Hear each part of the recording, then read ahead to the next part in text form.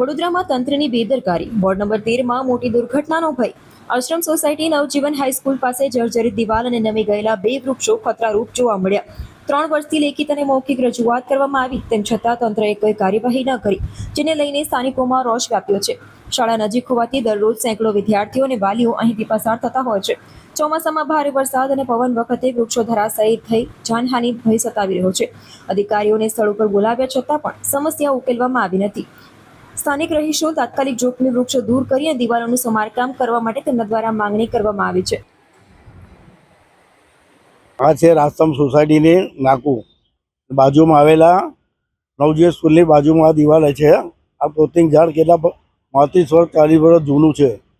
વાતાવરણ આ 3 વર્ષથી આ દિવાલ પડી ગયેલી છે. તંત્રને રજૂઆત કરવા છતાંય એ લોકો કોઈ ધ્યાન આપ્યું નથી.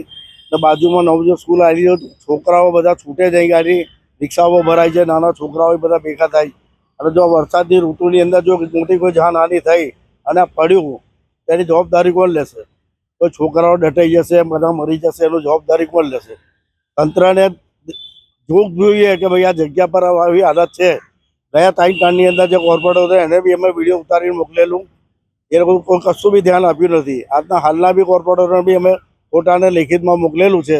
એમને અમે જાણ બી કરી છે કે તમે તેની મુલાકાત લો. હજુ સુધી એમના તરફથી કોઈ રિસ્પોન્સ મળ્યો નથી અમને. હા, કરીને અમને ફોટા હંગાથી લેખિતમાં આપ્યું છે. મેં હરીશભાઈ કાછિયા.